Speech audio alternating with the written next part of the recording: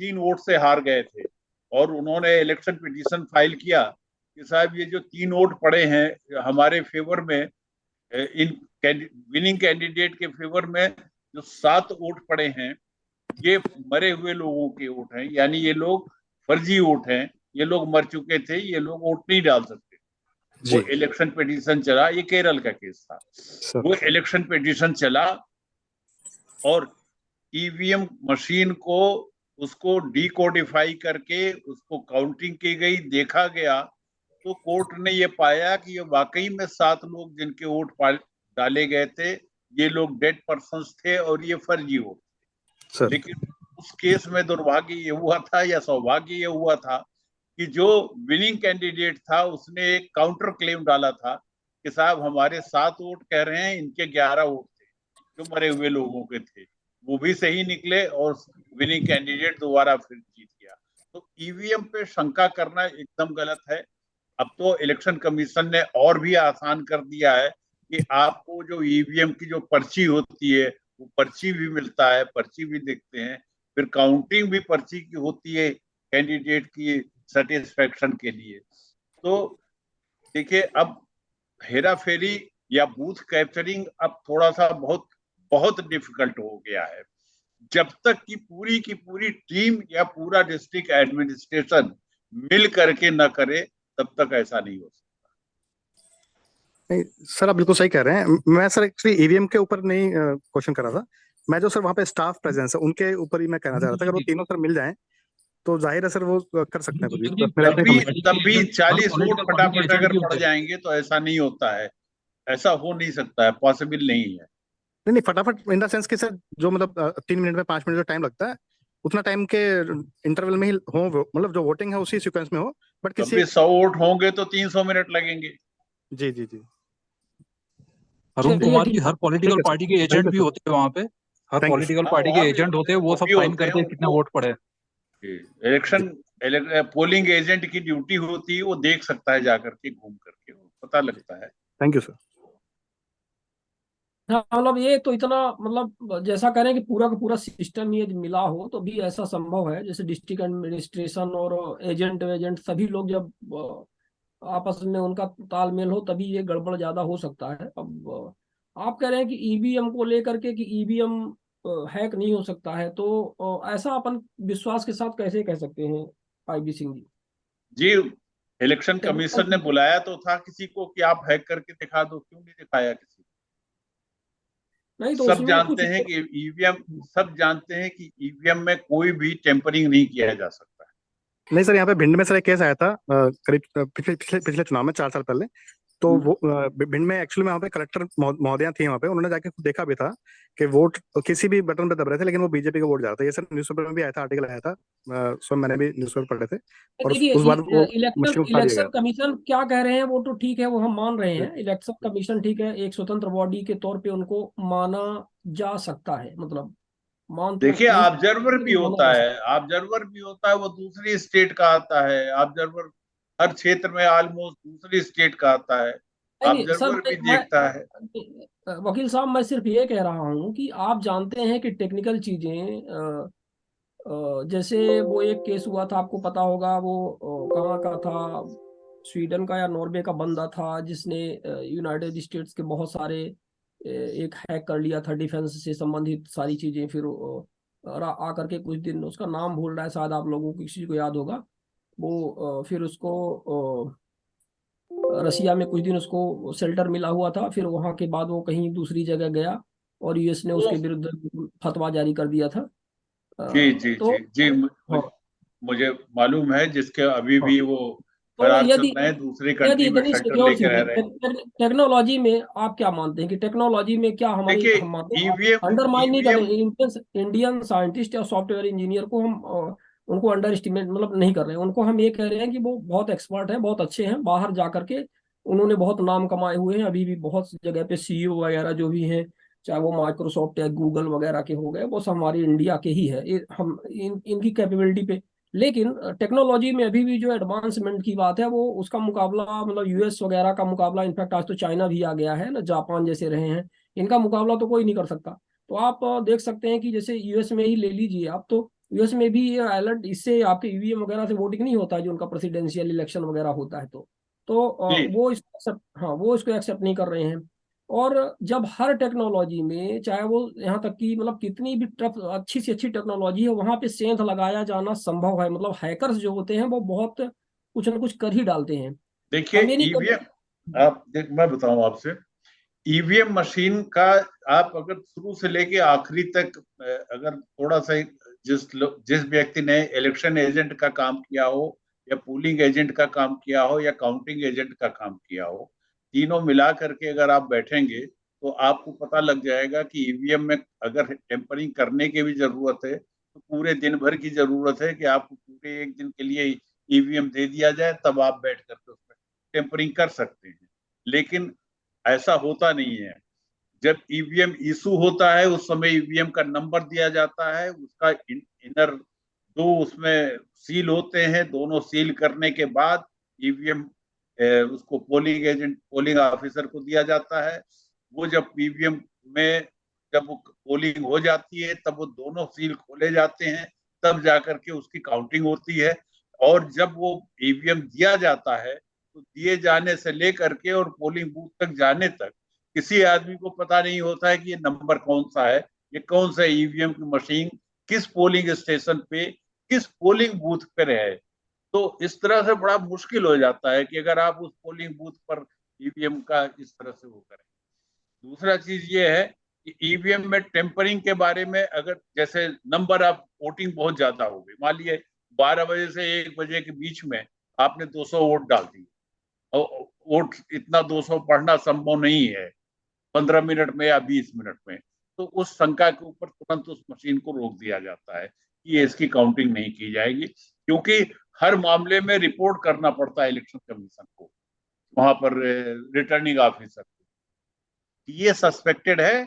वो returning officer के report पे इलेक्शन कमीशन डायरेक्शन देता है कि अब आप इसकी काउंटिंग करेंगे या नहीं करेंगे, या काउंटिंग कर लेंगे तो रिजल्ट रोक देंगे आप, और जब तक वेरीफाई नहीं हो जाएगा तब तक नहीं। शिवानंद जी, मेरी आवाज आ रही है?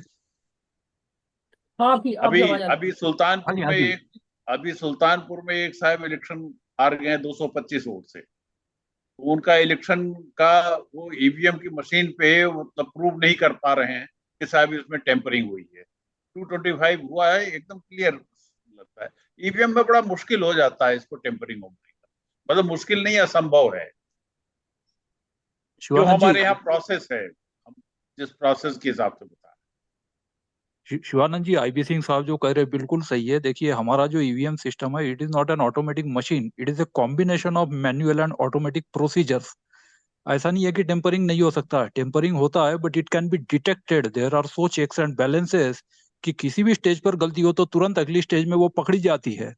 दूसरी बात है नहीं, कि माल फंक्शनिंग अलग है, मैं टेक्निकल माल सिर्फ ये कह फंक्शनिंग रहा हूँ, अलग है, और मैं टेम्परिंग ये अलग सिर्फ है। कह रहा हूँ। देखिए देखिए देखिए हम्म। देखिए, आपने जो तो सेकंड केस बता दिया कि पकड़ी जा सकती है, अपन एग्री है ना।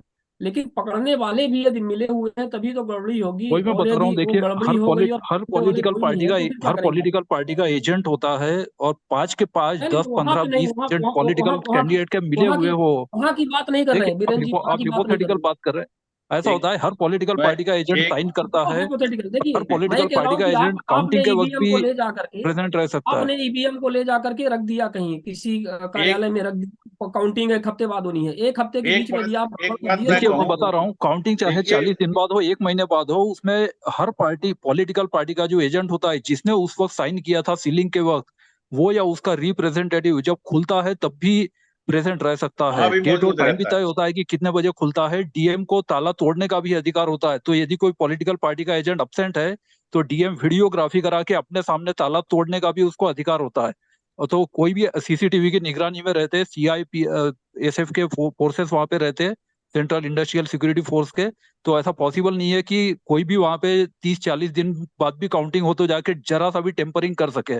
दूसरी बात है, जो हैकिंग वैकिंग और हिपोथेटिकल जो रिसर्च पेपर्स है उसकी बात कर रहा हूँ मैं भी कंप्यूटर इंजीनियर हूँ, और कई बार मैं चुनाव ड्यूटी भी कर चुका हूँ 20-25 साल से। ऐसा नहीं है कि हैकिंग हो नहीं सकता, होता है, लेकिन वो बोलते हैं कि जब इलेक्शन कमीशन बोलता है कि आप इस कंडीशन में करके दिखाओ, 500 मीटर से दूर से आप ब्लूटूथ चलाओ, तो 500 मीटर दूरी तक आप कोई इंस्ट्रूमेंट या कोई गैजेट ले ही नहीं जा सकते, तो आप हैकिंग करोगे कैसे? तो ब्लूटूथ 10 से 100 मीटर में काम करता है, सबको मालूम है, लेकिन क्या 500 मीटर की रेंज में आपको डिवाइस अलाउड नहीं है तो फिर आप जाके करोगे क्या? दूसरी बात यह है कि जो जब जब चुनाव आयोग चुनौती देता है कि हैकिंग करके दिखाओ या चैलेंज देता है तो कोर्ट में कोई साबित नहीं कर पाया, ऐसा नहीं कि साबित नहीं कर पाया, लेकिन जब भी साबित करते हैं तो चुनाव आयोग तुरंत अपनी प्रोसीजर को अमेंड कर देते हैं, सुधार कर देते हैं, और अगली बार फिर प्रोसीजर बदल जाती है। हमने इतने बार चुनाव ड्यूटी की है, लेकिन हर बार हमने देखा कि कुछ ना कुछ नई नई प्रोसीजर होती है। अब जैसे वीवीपैट का सिस्टम आया है, एक पर्ची आती है जो 10 सेकंड दिखती है। अब उसमें वीवीपैट में यदि कोई बोलता है कि मैंने अमुक पार्टी को चुनाव वोट दिया और दूसरी पार्टी को चला गया, तो सबसे पहले इलेक्शन रुक जाता है उस पोलिंग बूथ पे। उसके बाद वो जांच होती है, एक वोट का भी फर्क आया तो पहले उस आदमी को वो पूरा चुनाव रुक जाता है, मशीन दूसरी कॉल करनी पड़ती है। फर्क नहीं मिला तो उस आदमी को पहले जेल भेजते हैं, उसके बाद अगले कैंडिडेट की बारी आती है। तो इस तरह से कोई भी जो मतलब जो मतदाता है वो झूठ नहीं बोल सकता है, क्योंकि झूठ बोला तो पहले जेल जाएगा, और सही साबित हो गया तो पूरा की पूरा पोलिंग वहां पे उस बूथ पे रुक जाएगा। तो ऐसा नहीं है कि साबित हो नहीं सकता है, लेकिन जो सिस्टम है वो हमको समझना पड़ेगा कि केवल IEEE रिसर्च पेपर या हिपोथेटिकल रिसर्च पेपर से नहीं होता है। इलेक्शन की जो प्रैक्टिकल कंडीशंस है, उस कंडीशन में जब डेमोन्स्ट्रेट करने वाली जब बात आती है, तब चुनाव आयोग के सामने या कोर्ट के सामने कोई भी साबित नहीं कर पाया। तो इसलिए जो एक आशंका या वो जिनको उसकी जानकारी नहीं होती है, पूरी की पूरी हैंडबुक इलेक्शन कमीशन की वेबसाइट पर है, आप पूरा डाउनलोड करके पूरा के पूरा वर्किंग आप समझ सकते हैं। पोलिंग पार्टी के पास 3-3 दिन तक मशीन रहती है, लेकिन उसमें एक वोट का भी वो चेंज नहीं कर सकता, क्योंकि जैसे ही चेंज करेगा तो अगले दिन उसको पता चल जाएगा। फिर सेक्शन 1 अलग होता है जो RO करता है, जो रिटर्निंग ऑफिसर या ATM होता है। तो जब ATM जो सेक्शन 1 करता है उसका लॉक सेक्शन 2 वालों के पास नहीं होता। सेक्शन 2 में पोलिंग पार्टी जो फील्ड में जाती है उसका सेक्शन 1 ऑफिसर को कुछ पता नहीं होता है। तो इसलिए दोनों के पास अपने अपने अलग अलग लॉक होते हैं। तो जो सिस्टम में इतने सफिशिएंट चेक्स एंड बैलेंसेस है कि कहीं पर भी कोई भी गलती हो तो वो गलती तुरंत पकड़ी जाती है। पोलिंग पार्टी के पास रात भर मशीन रहती है, क्या वो वोट डाल नहीं सकते? या बिल्कुल 100% 1000 वोट डाल सकते हैं, लेकिन सुबह उनको मशीन खाली करनी है, फिर उनको मॉक पोल करवाना है, फिर उनको 50 वोट डालने हैं, फिर उनको मेमोरी क्लियर करनी है, फिर उनको मशीन को सील करनी है, सील करने के बाद फिर उसको ले जाना है। फिर वहां पर वो ले जाने के बाद वो घर पे ले जा नहीं सकते, वो होटल में रुक नहीं सकते, वो जहां पर वो है वहीं पे जाके उनको देना है। एक वोट का भी हिसाब ना हो तब तक वो ऑफिसर ड्यूटी से रिलीव नहीं होता है। पूरा का पूरा मैन्युअल और ऑटोमेटिक रिकॉर्ड्स का मैचिंग करके उसको हिसाब देना पड़ता है। उसके बाद भी काउंटिंग के टाइम पे एक वोट का भी डिफरेंस आए तो तुरंत उसको वो जो चलिए डिस्ट्रिक्ट जिला निर्वाचन अधिकारी चलिए है वो बुला सकता है। हाँ, तो इतने सफिशिएंट चेक्स एंड बैलेंसेस है कि ये सब हाँ हाँ चीजें चुनाव ड्यूटी जिन्होंने चलिए की है हम ये उनको नहीं मालूम कह रहे होगा हैं कि ये सब चेक्स एंड चीजें पॉसिबल बैलेंसेस। नहीं है। नहीं ओके। नहीं अपन ये नहीं कह रहे हैं। संभव संभव कुछ भी है, असंभव नहीं है। मैं ये कह रहा हूँ आदमी ने नहीं, उसको बनाया संभव है, बड़े देखिए, बड़े सिस्टम संभव एक सिस्टम एक चीज कहते हैं समझ आपको लीजिए, ना। एक एक चीज समझ लीजिए, tampering in EVM is impossible, tampering करना पॉसिबल है। नंबर ऑफ वोट्स अगर EVM में तुरंत तुरंत पड़ गए हैं ज्यादा जो सस्पेक्टेड है, वो बूथ कैप्चरिंग की डिफिनीशन में आता है, वो टेम्परिंग की डिफिनीशन में नहीं आता है। नंबर दो, प्रवीण सर कुछ इसमें बोलना चाह रहे हैं, IB सिंह जी। हाँ जी अ, जी वो कर लीजिए, अपने आप को अनम्यूट कर लीजिए प्लीज। यस, मैं दो चीज कर रहा हूँ। एक तो चीज पॉसिबिलिटी की बात आती है, एक तो कोई भी इलेक्ट्रॉनिक सिस्टम प्रोग्रामिंग के हिसाब से चलती है। यदि उसमें प्रोग्रामिंग हमने कर दिया कि आज की तारीख में हमने बटन दबाया, इसको 5 तारीख को जब खुलेगा तब क्या देना है, वो प्रोग्रामिंग कर दी है, तो वो नथिंग टू डू। 5 तारीख को जब बटन दबाओगे तो जो प्रोग्रामिंग किया उस हिसाब से निकलेगा। ये कंप्यूटराइज सिस्टम है। एग्जाम्पल अब चंद्रयान का देखिए, चांद पे पहुंचा हुआ है। हम उसको 15 दिन की रात हो गई, 15 दिन का दिन हुआ है, जो भी हुआ, इतनी ठंड हो गई, शायद सिस्टम काम करे ना करे, और 15 दिन बाद जब उसको यहाँ से हमारे अर्थ सेंटर से उसको हम लोग हैंडल कर रहे हैं एंड इट वर्क्स। तो जब हम ये टेक्नोलॉजी है तो technology we have advanced a lot. हम कुछ भी कर सकते हैं। Everything anything and everything is possible provided we use the brain to manipulate. यदि हम गारंटी के साथ कह दें कि इसमें मैनिपुलेशन नहीं होता है, तो why not to open a challenge. वो हम लोग नहीं कर रहे हैं, किसी को बोलते नहीं है कि आपको लेने नहीं जाने देंगे, ये नहीं करने देंगे, आप यहाँ बैठ के करिए। दूसरी बात, 20 लाख EVM मशीन गायब है। इलेक्ट्रॉनिक कॉर्पोरेशन ऑफ इंडिया, उन्होंने इलेक्ट्रॉनिक मशीन, ये जो EVM मशीन बना के जो दिए हैं, गवर्नमेंट के पास जितने हैं वो 20 लाख है। बाकी 20 लाख कहाँ चले गए जब 40 लाख सप्लाई किए थे? तो मैं कोई पार्टी पॉलिटिक्स की बात नहीं कर रहा हूँ, ये बात कर रहा हूँ कि वेयर आर दिस मशीन्स। क्या गवर्नमेंट की अकाउंटेबिलिटी नहीं है? तीसरी बात आती है अकाउंटिंग, और ये सब चीज दोनों को भी हम छोड़ दें। हम बात कर रहे हैं पूरे वर्ल्ड की। We are the only country in the world using EVM. तो बाकी सब दुनिया के देश क्या पागल है? क्या उनको टेक्नोलॉजी मालूम नहीं है? Japan is much advanced, America is advanced, Israel is advanced, they are using IT on a number of level. कितनी सारी चीजों को प्लानिंग करके करते हैं कि आज का दिन में हम ये चीज कर दिए, जैसे सैटेलाइट की बात कर रहे हैं, कुछ भी करें, on particular day what it will do, on another day what it will do, ये सब प्रोग्रामिंग पहले से होता है। It takes time, it takes money, it takes patience. हमारे पास पेशेंस कहाँ है? हम तो बोलते हैं कलेक्टर के पास में आएगा, वहां पार्टी के लोग बैठेंगे, ये बटन दबाओ, ये बटन दबाओ, कितना हुआ? सब 5 इसका हुआ, 7 उसका हुआ, 12 इसका हुआ, देखो मिल गया, हाँ मिल गया, चलो ले जाओ, वोटिंग हो गई। मगर what about the program? Praveen जो सर, प्रोग्रामिंग किया हुआ है उसके ऊपर हम बात नहीं करते। Praveen yes sir, sir. आप अब की बार जब इलेक्शन हो तो right from the polling station के बाहर जो पोलिंग मैं एजेंट बहुत सारा बैठा चीज देखा रहता है, हूँ सर। एक मिनट आप सुन लीजिए। Yes sir. उससे लेकर के और मशीन के वोट डालने तक एक एक आदमी को काउंट कर लीजिए और उसके बाद बताइए कि क्या कोई उसमें टेम्परिंग कर पाएगा। नंबर 1।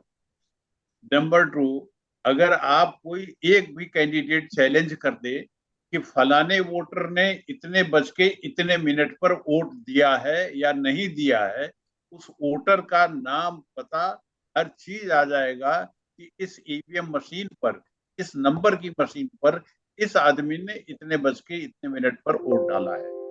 इतना ज्यादा परफेक्शन होता है।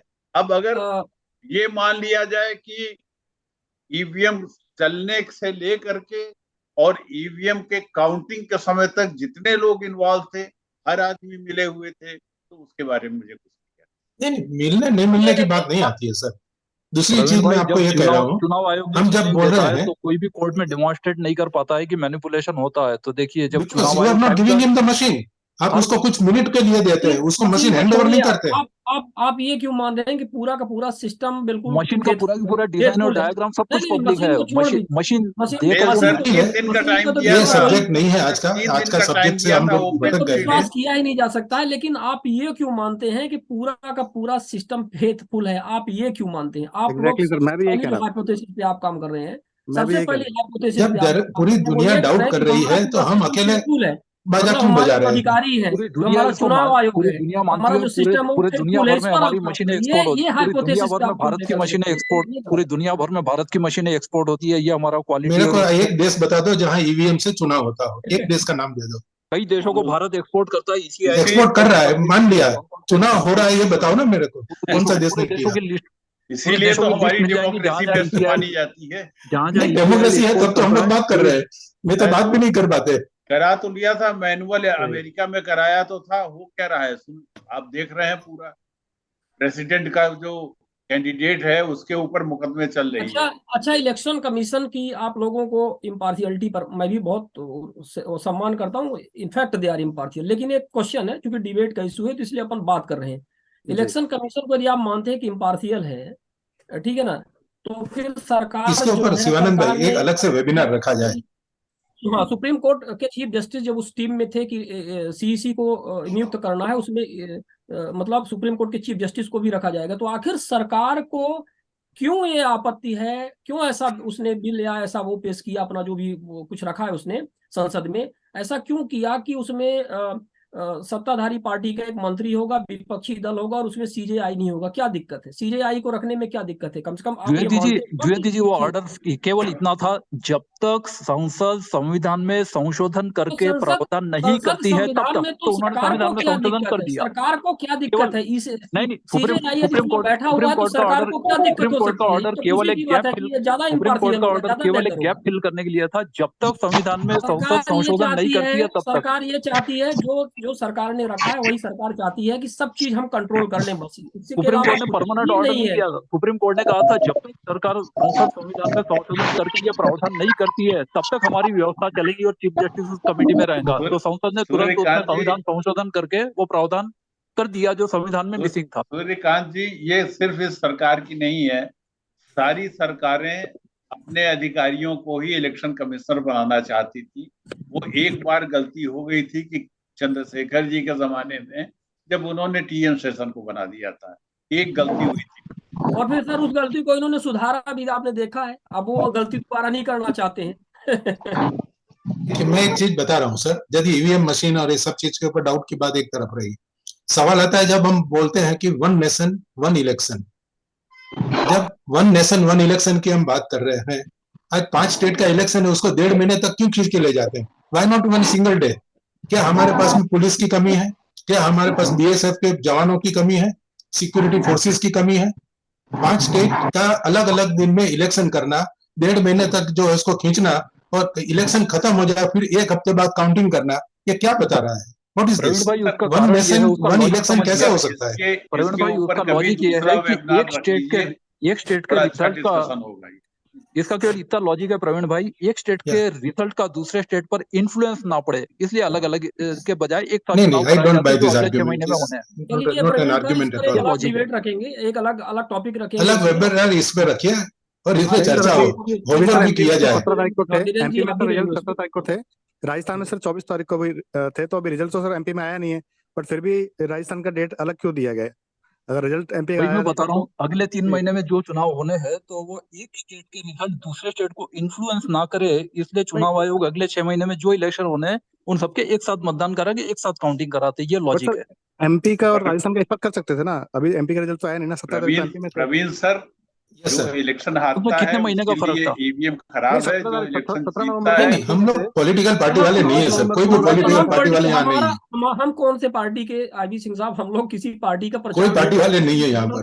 टेक्निकल की बात अपन कर रहे हैं कि टेक्निकल चीजों पर विश्वास नहीं किया जा बिल्कुल सकता, और आप इस हाइपोथेसिस पे काम कर रहे हैं, हम सभी इस जी, हाइपोथेसिस पे काम कर रहे हैं कि हमारा पूरा सिस्टम फुल प्रूफ है, हमारे अच्छे अधिकारी हैं, हमारा इलेक्शन कमीशन बहुत अच्छा है, हमारे कलेक्टर्स अच्छे हैं, सब कुछ हम ये मान के चल रहे हैं, वो जनता के बिल्कुल हार्ड कोर एक सेवक टाइप के हैं, और वो गड़बड़ नहीं है। हम ये कह रहे हैं कि जी, ये हाइपोथेसिस आप ड्रॉप कर दीजिए, वो बात है। बिल्कुल बाकी टेक्निकल चीजों पर हम इतना रिलाय नहीं कर सकते हैं। अभी आर्टिफिशियल इंटेलिजेंस का आपने देखा ही है कि किस तरह से चल रहा है ना, कि मतलब एक केस आया था जिसमें लोग एआई चिल्ला रहे थे कि एआई जीवन को बहुत आसान बना देगा, टेक्नोलॉजी को बहुत बेहतर बना देगा, सब कुछ ऐसे हो जाएगा।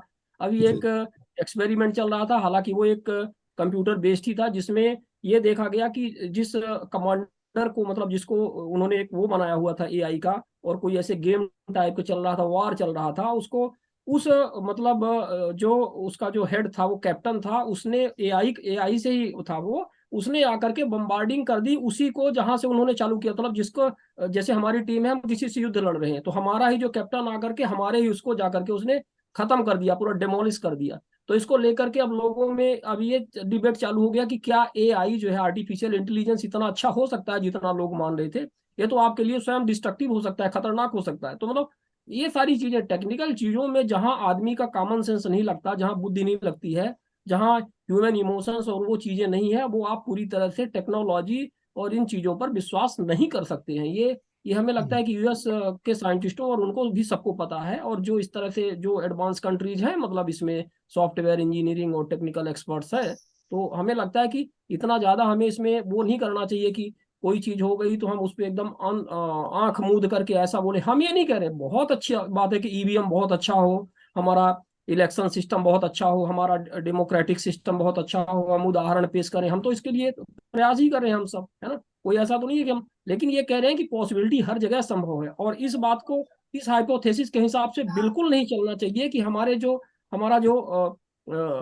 जो सिस्टम है, पूरा हमारा एडमिनिस्ट्रेशन है, वो बिल्कुल ही बहुत अच्छा है। वो अच्छा कितना है वो हम देख रहे हैं कि यहाँ पे कंटिन्यूसली ग्रोविंग करप्शन और ये सारी चीजें, और सब उसमें संलिप्त। आप कागज लेकर के घूमते रहिए, आम आदमी की शिकायतें धूल खा रही हैं। आप एडवोकेट हैं हाई कोर्ट के, आपको खुद ही पता है, आपने खुद ही बताया कि 10-10 साल, 20-20 साल सुनवाइयां नहीं हो रही हैं। जरा सोचिए इन चीजों को लेकर के, तो क्या स्थिति है देश की। ऐसे देश में, ऐसे सिस्टम में, देश तो बहुत अच्छा है, लेकिन ऐसे सिस्टम में जो करंटली ये चल रहा है, इसमें आप मतलब बहुत कुछ सुधार की हमें लगता है कि रवीन जरूरत सर, मैंने पहले ही शब्द में कहा था कि डेमोक्रेसी इज फेलिंग नाउ। या it has not failed, but it is failing. We agree sir. चलिए शिवानंद भाई, क्वेश्चन सब न हो तो फिर वाइंड अप करें। जी बिल्कुल। तो हमें लगता है कि क्वेश्चंस तो हैंड रेज आ रहे हैं, तो क्या करें, एक दो और क्वेश्चंस ले लें लोगों के सर। ले लीजिए सर। तो ललित सोनी जी, आपका क्या प्रश्न है, प्लीज। भैया प्रणाम सभी हाँ जी, क्योंकि we are running out of the time, तो मुझे लगता है कि अगले 4-5 मिनट में 1:30 के पहले इसको बाइंड अप कर दें, तो आप लोग प्लीज थोड़ा शॉर्ट में करिएगा प्लीज। हाँ सभी वरिष्ठ लोगों को मेरा प्रणाम। उज्जैन जिले की बड़नगर तहसील से ललित सोनी बोल रहा हूँ। भैया एक आग्रह था मेरा कि इलेक्शन कमीशन से कोई ऑफिसर वगैरह कोई जुड़े हैं अपने इसमें? आज नहीं है। नहीं है, कोई बात नहीं। जैसे कि अभी मैं इतनी देर से सुन रहा था, तो जैसे कि वीरेंद्र जी साहब ने एक बात बताई थी कि अगर कोई क्रॉस वोट डालता है या गलत वोट डालता है तो उसके ऊपर कार्रवाई होती है। तो अभी हमारे उज्जैन जिले में अभी जो विधानसभा चुनाव हुए हैं उसके अंदर धारा 177 के तहत एक व्यक्ति के ऊपर कार्रवाई हुई है। ये भैया सही बता रहे हैं। सेकंड नंबर पे मैं एक ये पूछना चाह रहा था, जैसे कि अपन मतदाता जो सर्च कर सकते हैं, तो उसके अंदर इस बार टेलीफोन के नंबर, मतलब अपने मोबाइल नंबर से भी सर्च करने का ऑप्शन पहली बार मैंने देखा है, और उसके माध्यम से मैंने सर्च भी किए हैं। तो उसके अंदर जैसे किसी व्यक्ति का अपन मोबाइल नंबर डाल रहे हैं तो उसका अंदर 6 डिजिट का ओटीपी आता है। तो मेरा ये क्वेश्चन इससे जुड़ा हुआ है कि अगर वो 6 डिजिट का ओटीपी अगर अपन किसी सार्वजनिक रूप से हो जाए या किसी अननोन व्यक्ति के पास चला जाए जो उसका मिस यूज कर सके, तो ऐसा कोई तो तरीका नहीं है कि भाई इस ओटीपी का मिसयूज भी हो जाए? ओटीपी का अर्थ होता है वन टाइम पासवर्ड। तो वो यस। एक बार यूज कर लिया तो दूसरी बार नहीं चलेगा, that is one time password. तो ओटीपी एक ही व्यक्ति यूज कर सकता है और एक ही बार यूज करता है, क्योंकि एक बार यूज हो जाए तब वो दूसरी बार यूज नहीं हो सकता। फॉर एग्जाम्पल मैं बताता हूँ इसका पर्पस क्या होता है। तो टेक्निकली बोलते हैं सेशन की। जैसे आप अपने अकाउंट से 10,000 रुपए विड्रॉ कर रहे हैं, अब आप 3 बार मैसेज डाल दिए 30,000 विड्रॉ हो जाएंगे। लेकिन आपको 3 बार विड्रॉ करना है तो 3 पासवर्ड अलग अलग आएंगे, क्योंकि आप ऑथेंटिक है, अकाउंट भी आपका है, काम भी आप खुद ही कर रहे हैं, मोबाइल भी आपका अपना है, बैंक अकाउंट भी आपका अपना है। लेकिन वो मैसेज रिप्ले हो जाए कि नेटवर्क में प्रॉब्लम की वजह से एक के बजाय 3 बार ट्रांसमिट हो गया, तो इसको बोलते हैं रिप्ले अटैक। तो इसको प्रिवेंट करने के लिए ओटीपी होता है वन टाइम पासवर्ड। तो वन टाइम पासवर्ड एक बार यदि हो गया, 10,000 विड्रॉ हो गए, दूसरी बार आप करेंगे तो आपको दूसरा ओटीपी मिलेगा। तो इसलिए वो जो पासवर्ड होता है उसमें लिमिट भी होता है कि जो एक्सपायरी टाइम है 5 मिनट 15 मिनट, उतने टाइम के अंदर ही यूज करना पड़ता है, अदरवाइज ऑटोमेटिक वो एक्सपायर हो जाता है। दूसरी बात मतलब जो देखिए, जो एक ऐसा होता है ना कि जो मोबाइल से वोटिंग वगैरह जो होगा वो एक अलग प्रावधान है। अभी जो आईबी सिंह साहब कह रहे थे कि इलेक्शन कमीशन ट्रैकिंग क्या कर सकता है, तो मतदाता सूची में नाम होता है, एंट्री होती है, आने जाने का टाइम होता है जो कागज पर लिखते हैं, और मशीन में रिकॉर्ड होता है। तो उसको मैचिंग कर सकते हैं डिस्प्यूट हो तो। इस बात को वो कह रहे थे कि उसमें किसने कब वोट दिया उसका एक एक व्यक्ति का नाम उसमें रिकॉर्ड होता है। कि देखो मशीन में रिकॉर्डिंग नहीं है कुछ भी, मशीन में केवल टाइम है, वोट है। लेकिन जो मैन्युअल जो मतदाता सूची है उसमें आने जाने का रजिस्टर में एक टाइम लिखा होता है। तो वो जो है उसको उसके साथ मैच करके देखा जाता है। यदि कोई डिस्प्यूट अराइज हो तो ये हर करोड़ों लोगों के लिए नहीं होता, ये केवल डिस्प्यूट हो तो उस पोलिंग बूथ का इस तरह का डिटेल्ड एग्जामिनेशन कर सकते हैं। ऐसी टेक्नोलॉजी है, it is not for public. ये जो डिस्प्यूट होता है या जांच की जाती है तो वो रिकॉर्ड को 6 महीने तक प्रिजर्व रखा जाता है और 6 महीने तक वो मशीन प्रोटेक्ट की जाती है। उसके बाद इंजीनियरिंग कॉलेज में इलेक्ट्रॉनिक्स के जो प्रोफेसर होते हैं उनके पास वो डिस्चार्ज के लिए भेजा जाता है। वो डिस्चार्ज करता है, मेमोरी को इरेज करता है और सर्टिफाई करता है कि ये मशीन के पूरे रिकॉर्ड मैंने डिलीट कर दिए और now it is fit for use in next election. तो इस तरह से इलेक्ट्रॉनिक्स इंजीनियर उसको सर्टिफाई करता है, तो वो मशीन जो होती है वो रीयूज होती है। तो इस तरीके से इसमें टेक्निकल प्रावधान होते हैं। और इसका जो टेक्निकल है पूरे के पूरे 200-300 पेज की जो गाइड है वो आपको इलेक्शन कमीशन की वेबसाइट पर मिल जाएगी। उस पर से आप इलेक्ट्रॉनिक वर्किंग का पूरा मशीन और पूरी जो प्रक्रिया है वो आप समझ लीजिए। तो जो ये जो हैंडबुक होती है वो हैंडबुक में आपको पूरे के पूरे टेक्निकल डिटेल्स आपको इसके मिल जाएंगे। रही बात वो लोगों को क्यों नहीं देते मशीन, वो मशीन लोगों को इसलिए नहीं देते क्योंकि मैनिपुलेशन तो पॉसिबल है ही है ना। अब आप प्रोग्रामर है, आप जाके प्रोग्रामिंग कर दो, प्रोग्रामिंग कर लो तो मैनिपुलेशन 100% होगा। चुनाव आयोग ने कभी ये नहीं बोला कि मैनिपुलेशन नहीं तो होता। मतलब बोलते कि बस बस बोलते हमारे वीरेंद्र सामने वीरेंद्र करके वीरेंद्र जी, दिखाओ वो और वो वो डिटेल वीरेंद्र जी, नहीं होता, ये जी आप सबमिट उसी करके पॉइंट पे बताओ। आ गए। आप यस, उसी पॉइंट पे आ गए। हाँ आपने यस, जी जिसको मैं बिल्कुल कह मैं रहा उसी हूँ, पॉइंट पे आ आपने रहा कहा हूँ। कि मैनिपुलेशन पॉसिबल है, तो आप उस पॉसिबल पॉइंट होता पे है आ लेकिन गए ना कि पकड़ा आप जाता है, पकड़ा हाइपोथेसिस पे जाता है। काम देखिए कर रहे हैं कि मैनिपुलेशन है चुनाव लेकिन आयोग पकड़ा जाता है। इम्पार्शियल है, हमारा सिस्टम फूल प्रूफ है। हम इस यस, हाइपोथेसिस पे काम कर रहे हैं। हम ये कह रहे हम हैं ये कि नहीं ये बोल रहे कि हाइपोथेसिस आप मैनिपुलेशन नहीं छोड़ होता, हम दीजिए, बोल रहे कि चुनाव मैनिपुलेशन होता है आयोग लेकिन पकड़ा जाता है। इससे जुड़ा हुआ मेरा सेकंड पकड़ने सवाल वाले मैं भी तो जानना वही चाहूंगा। है जो गड़बड़ करने वाले हैं, तो क्या करोगे? अब पकड़ने जैसे वाले चार वही है जो अब जैसे गड़बड़ करने वाले। चार पार्टी के चार पॉलिटिकल एजेंट है, ठीक है। अब मान लो चार बाकी पॉलिटिकल एजेंटों पार्टी को के डंडा चारों मार के एजेंट बाहर मिल कर गए, दिया तो क्या करोगे आप? नहीं चारों नहीं पूछ पॉलिटिकल सकते पार्टी के अंदर। एजेंट मिल जाए तो फिर मैनिपुलेशन बिल्कुल पॉसिबल है और पकड़ा भी नहीं जाएगा, क्योंकि मैं चारों आपको रीवा की पॉलिटिकल बात पार्टी का बताता हूँ, समझौता हो मैं गया। आपको रीवा तो की बात यही मैं तो कह ये रहा था, हिपोथेटिकल सिचुएशन ईवीएम है। जहाँ यही पे चीज रखा तो मैं कह हुआ रहा हूँ। है, ईवीएम जहाँ पे रखा हुआ है वहां पर सीसीटीवी कैमरे लगाए गए थे। सारे पॉलिटिकल पार्टीज के जो हैं जिनको डाउट था, जैसे नॉन पार्टिसिपेंट्स, मतलब एक तरह से हमारा कहने का मतलब है कि जिनका सत्ता है उनसे हट करके जो विधायक अभी चुनाव में कंटेस्टेंट थे, वो सब अपनी खटिया मचिया लेकर के बैठे हुए हैं जाकर के, मतलब भवन के बाहर। और वो अपना बिल्कुल ईवीएम ताके हुए हैं, मतलब जहां उनका सीसीटीवी कैमरा लगा हुआ है। अब क्या हुआ कि सीसीटीवी कैमरा 2-3 बार बंद हो गया बीच में, मतलब ऐसे 45 मिनट के लिए, 1 घंटे के लिए, तो हड़कंप मच गया, हंगामा मच गया, भाई सीसीटीवी कैमरा कैसे बंद हो गया, है ना। तो अब ये सारी चीजें हैं भाई, आपका सिस्टम, आप कह रहे हैं कि हमारा सिस्टम बहुत अच्छा है, हम चुनाव आयोग पर विश्वास करें, हम कलेक्टर्स पर विश्वास करें, है ना, हम जो अधिकारी हैं उन पर विश्वास करें क्योंकि वो चुनाव आयोग के अधीन काम कर रहे हैं। क्यों विश्वास करें? मैं कह रहा हूँ कि यही तो हाइपोथेसिस आपकी गलत है ना। यदि इतना सब सही था तो क्यों बंद हो गया? वो सारी व्यवस्थाएं क्यों अच्छे से नहीं हुई? तो ये सारी इसमें प्रॉब्लम्स है। मैं कह रहा हूँ कि हाइपोथेसिस आप ड्रॉप कर दीजिए और देखिए बाकी माल सभी टेक्निकल फंक्शनिंग चीजें हैक की जा सकती देखो हैं। वो हाँ, मशीन है, उनको मशीन कोई भी मशीन टेम्पर खराब किया हो जा सकती है। सर देखिए यदि माल विश्वास फंक्शनिंग होता, अलग है, माल प्रैक्टिस अलग है, माल फंक्शनिंग अलग है, मैनिपुलेशन अलग है। कोई भी इलेक्ट्रॉनिक डिवाइस खराब हो सकता है, आपकी गाड़ी भी चलते चलते रुक सकती है। तो मशीन खराब होना अलग चीज है और मैनिपुलेट करना एक अलग चीज है। ये दोनों का टेक्निकल फर्क आप समझिए। वो सर आप सही कह रहे हैं, लेकिन यदि हाँ विश्वास होता तो सर सीसीटीवी लगाने की जरूरत नहीं पड़ती। मैनिपुलेशन देखो ईवीएम भी खराब होती है और हजारों मशीनें बदली जाती है पूरे चुनाव के दौरान। तो जैसी मशीन खराब होती है पता चलता है कि मशीन बंद पड़ गई, बैटरी खराब हो जाती है उसकी, ये भी टेक्निकल माल फंक्शनिंग है। तो माल फंक्शनिंग से डिनायल कोई नहीं दिक्कत है। नहीं, कोई माल दिक्कत जो नहीं, हमें ईवीएम से मैनिपुलेशन कोई होता दिक्कत है कि नहीं, नहीं ये बात है। हमें तो माल ये हमें दोनों में ईवीएम फर्क से कोई समझना दिक्कत हमको नहीं है। जरूरी है। हाँ ये दोनों में फर्क हम समझना आपकी बहुत बात से जरूरी है। सहमत है। यदि हमारा सिस्टम आइडियल है, यदि हमारा सिस्टम आइडियल है, और यदि फेथफुल सिस्टम है, और पहली वाली हाइपोथेसिस जिसको हमने कहा है, जिसको आप मतलब सही मानते हैं कि वो ठीक है, तब हमें ईवीएम से कोई दिक्कत नहीं। लेकिन हमें उस हाइपोथेसिस से ही दिक्कत है कि वो जो हाइपोथेसिस आप मान के चल रहे हैं कि जो उसको मॉनिटर करने वाले जो लोग हैं वो पूरी तरह से इम्पार्शियल हैं, वो सही है, वो हाइपोथेसिस ड्रॉप करना पड़ेगा। बस हमारा मतलब ये है। नहीं ये हमें तो बोल आरोप ही नहीं नहीं रहे लगा कि रहे हैं सब लोग, किसी के ऊपर, हम लेकिन ये वो बोल ही नहीं रहे कि हाइपोथेसिस सब लोग ईमानदार है। सिस्टम हम को ये बोल रहे हैं बेहतर कि जो बनाने के गलती लिए वो करेगा वो अगली स्टेज हाइपोथेसिस पे, हम ये बोल ही नहीं रहे कि सब लोग ईमानदार है। हम ये बोल रहे हैं कि जो गलती करता है वो अगली स्टेज पे पकड़ा जा सकता है, ये बोल रहे हैं। चलिए जो ठीक गलती है, करता है वो अच्छा अगली डिबेट स्टेज पे रहा, पकड़ा बहुत जा अच्छा सीधी सी सकता डिबेट है। रहा, वो इससे बातें जुड़ा यहाँ हुआ पे मैं आती आ रही है वहां पर अपने आदमियों को पता है कि कोई शंका है, वरना वो अपनी पार्टी या कोई भी पार्टी नहीं बैठाती वहां पे किसी भी व्यक्ति को अपने। क्यों मॉनिटरिंग करवा रही है, क्यों सुपरविजन करवा रही है पार्टियां?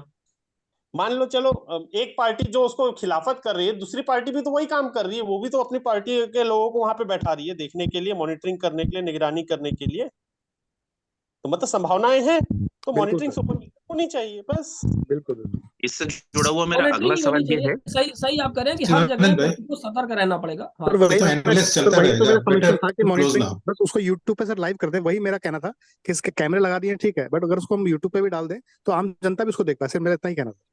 Thank you. सही फेक आप वोटिंग से जुड़ी हुई मेरे पास में एक बहुत बड़ा उदाहरण मेरे पास आया है। क्या किसी को जानकारी है कि इपिक नंबर डबल हो सकते हैं? मतलब एक इपिक नंबर पे दो व्यक्ति रजिस्टर्ड हो सकते हैं?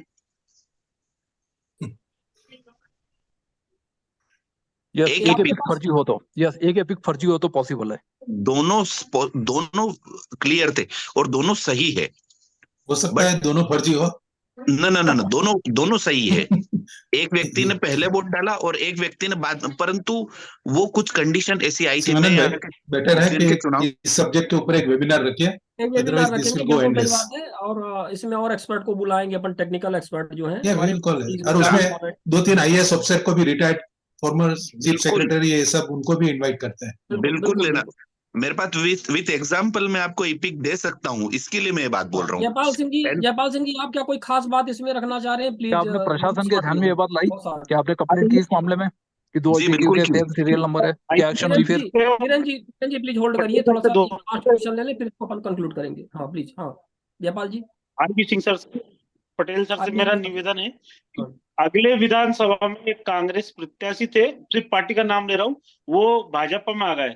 और फिर जब भाजपा में उनका केस चल रहा था किस विषय में, जाति प्रमाण, क्योंकि वो आरक्षित सीट थी, और वो जो उन्होंने केस चला 5 साल तक, और उनके ऊपर जो है ये भी होगा कि ये जो जाति है ये फर्जी है, वो भी होगा। और पुनः इस बार 2023 में जब चुनाव होते हैं तो वापिस क्यों? क्योंकि वो व्यक्ति जो जिस आरक्षित सीट से लड़ रहा है वो आरक्षण सीट नहीं आती है।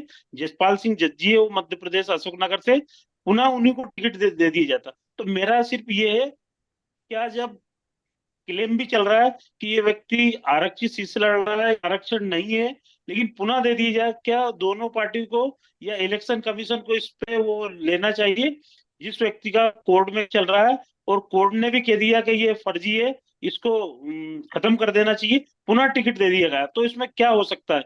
क्योंकि कई लोग ईमानदार होते हुए भी उनको आगे नहीं आने दिया जाता। क्यों? कि सिर्फ ये व्यक्ति जीत जाएगा, इसलिए पुनः वही पुनरावृत्ति की जाती है। तो क्या हो सकता है? जी सिंह साहब जवाब देंगे? अगर कोई व्यक्ति रिजर्व सीट पर इलेक्शन लड़ जाता है बिना रिजर्व कैटेगरी में आए हुए, तो वो व्यक्ति का इलेक्शन अगर डिस्क्वालीफाई हो गया तो दोबारा वो इलेक्शन फिलहाल नहीं लड़ सकता, डिस्क्वालिफिकेशन में आ गया, वो इलेक्शन करप्शन में आ गया है। तो वो अगर जो रिजर्व सीट है उस पर रिजर्व ही सीट, सिर्फ इलेक्शन सेटिस्फाइड नहीं हुआ, वो डिस्क्वालीफाई हुआ और उसने फ्रॉड किया है। तो फ्रॉड कमिटेड जो है वो उसको अगले इलेक्शन लड़ने से रोकता है।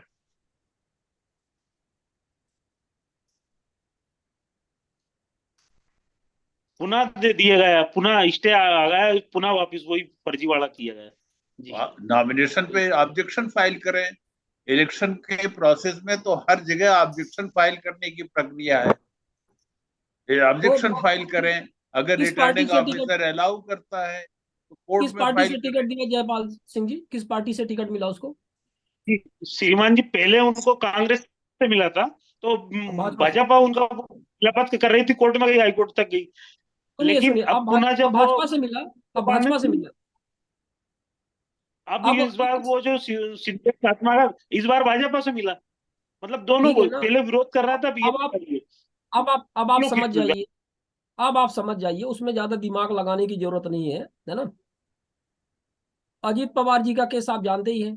पहले वो 70,000 करोड़ के भ्रष्टाचारी थे, भाजपा उनको चाहती थी कि इनको जेल पहुंचा दिया जाए। जब भाजपा उन्होंने ज्वाइन कर लिया, मतलब उनके सहयोगी बन गए, तो उनके सारे प्रकरण साइड में हो गए, है ना। तो ये तो बहुत सारे केसेस हैं। ईडी और सीबीआई के छापे सिर्फ विपक्षी पार्टियों के ही जो हैं उन पे पड़ रहे हैं, अब हम सब देख रहे हैं। कहीं भी इनके जो कोलैबोरेशन वाली पार्टियां हैं या स्वयं की इनकी पार्टियां हैं, कहीं ईडी और सीबीआई के छापे पड़े हैं अभी तक? आप बताइए। तो इसीलिए मैं कह रहा हूं कि बहुत सारी हाइपोथेसिस लेकर के नहीं चलना चाहिए। पूरा सिस्टम जो है बहुत अच्छा है हमारे देश का, बस ये ईश्वर से प्रार्थना करिए कि और भी अच्छा बन जाए। और इसी के साथ में अब इस कार्यक्रम को यहाँ पे विराम दिया जाए। प्रवीण सर बहुत मुस्कुरा रहे हैं, और बहुत बहुत धन्यवाद। आईवी सिंह साहब हमारे बीच में आए, और हमारे बीच में जस्टिस कमलेश्वर नाथ जी ने अपना इतने सीनियर होने के बावजूद भी जिस तरह से उन्होंने अपना समय दिया, बहुत बहुत हम उनके आभारी हैं, धन्यवाद। और कार्यक्रम में जगदीप छोकर साहब हमारे बीच में आए, जो एडीआर के प्रमुख हैं। ये सब महान विभूतियां हैं, हमारे बीच में आए और अपना मार्गदर्शन प्रदान किया। प्रवीण सर को भी बहुत बहुत ढेर सारा धन्यवाद, जो सतत प्रयास करते रहते हैं कि हम आपके समक्ष इस तरह से डिबेट और कुछ जानकारियां हमेशा ही संप्रेषित करते रहें इन एक्सपर्ट्स के माध्यम से। तो उनको भी ढेर सारा धन्यवाद। हाँ, आज वेंकट रामन साहब नहीं जुड़ पाए क्योंकि वो यूएस में थे और कुछ टेक्निकल प्रॉब्लम हो रही थी, उसको हालांकि रिजॉल्व करने का प्रयास किया गया, लेकिन होपफुली नेक्स्ट टाइम वो जुड़ पाएंगे हमारे बीच में। और जो आरटीआई से संबंधित जो लोग थे, जैसे राहुल सिंह जी, मध्य प्रदेश राज्य सूचना आयुक्त, शैलेश गांधी जी, पूर्व केंद्रीय सूचना आयुक्त, और आत्मदीप जी, वो थोड़ा सा ट्रैवल वगैरह में थे, और चूंकि आरटीआई से हटके ही मामला था शायद, इसलिए उनका नॉन एक्सपर्टाइज समझ करके वो हमारे कार्यक्रम में नहीं जुड़ पाए। तो भी उनका भी हम धन्यवाद देते हैं। और सबसे ज्यादा धन्यवाद हम आप सभी को देते हैं, जो यहाँ पर हमारे पार्टिसिपेंट्स, जिनकी सतत उपस्थिति के कारण ये कार्यक्रम हमेशा ही सफल बनता है। तो आप सब यदि कार्यक्रम में इस तरह से नहीं आए ना होते तो शायद इतना अच्छा कार्यक्रम न होता। वीरेंद्र कुमार जी, देवेंद्र जी, जयपाल जी, और हमारे जितने भी सभी साथी है यहाँ पर, और हमारे प्रिंसिपल साहब जो हमारे जुड़े थे वहाँ से, शरीफ साहब पटना से, उनको भी हम धन्यवाद देते हैं, उन्होंने भी अपनी बात यहाँ पर रखी है।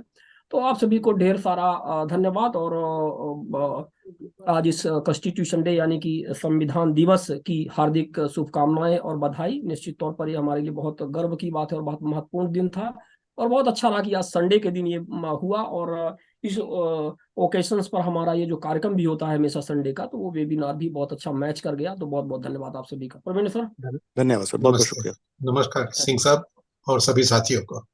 जी।